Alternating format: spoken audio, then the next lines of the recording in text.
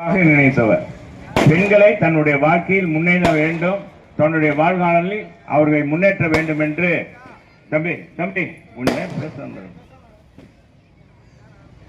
ஆண்களுக்கு நிகராக பெண்களை உருவாக்க வேண்டும் என்று அம்மா அவர்கள் திட்டங்களை கொண்டு வந்து செயல்படுத்தினார்.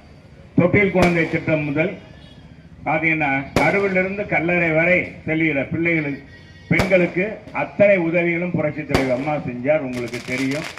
அப்படிப்பட்ட தலைவருடைய பிறந்தநாள் விழாவில் தான் இதை கொடுக்கிறோம். புரட்சி தமிழர் எடப்பாடியாரை பொறுத்தளவுக்கு நம்மில் ஒருவர், நமக்கானவர், ஏழை பங்காளர், விவசாய குடும்பத்தில் பிறந்தவர். யாரோ சொல்றாங்க இன்னைக்கு வருவாங்க அவங்கன்றாங்க. அவங்களுக்கெல்லாம் நிர்வாகம் தெரியாது. கொரோனா காலத்தில் கவர்மெண்ட் அரசாங்கத்தில் 5 பைசா வராத சூழ்நிலையிலும் நமக்கு உதவிகள் புரிந்தவர் தலைவரே. இதை போட்டீங்க. அதாவது 5 பைசா வராத சூழ்நிலையில் நம்முடைய நாம் பசியார உண்ண வேண்டும். ஏன்னா வேலை வாய்ப்பு கிடையாது, எந்த தொழில் நிறுவனமும் இயங்கல, பள்ளிக்கூடம் இயங்கல, கடைகள் இல்லை.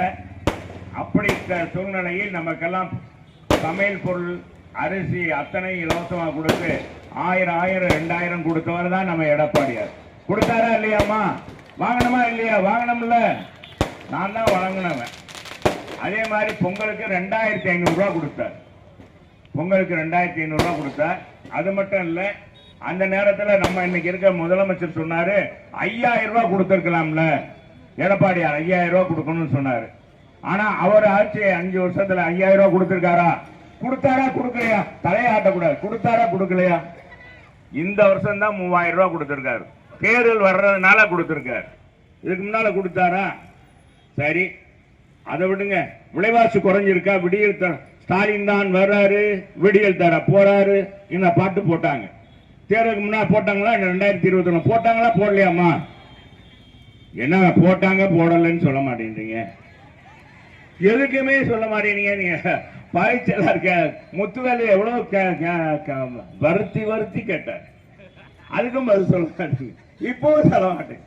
போடுறாங்க. இப்ப எங்கேயாச்சும் அந்த பாட்டு போடுறாங்களா? யாராச்சும் கேட்டுறீங்களா? கேட்டவங்க கை தூக்குங்க. எங்கேயாச்சும் போட்டுருக்காங்களா? அந்த பாப்பா கேட்டுருக்கீங்களா? எங்கேயாச்சும் போடவே மாட்டாங்க. போட்டா நீங்க அடிச்சு போடுவீங்க. ஏன்னா நீங்க விடியலா கொடுத்தீங்க, வீட்டு வரியை ஏத்த மாட்டேன்னு வீட்டு வரியை ஏற்றி விட்டீங்க, கரண்ட் பில்லை கூட்டி விட்டீங்க, பால் விலையை உயர்த்தி விட்டீங்க, குப்பைக்கும் வரி போட்டு விட்டீங்க. இன்னைக்கு 40 ரூபா வித்த அரிசி இன்னைக்கு 60 ரூபா 70 ரூபா விற்கிது.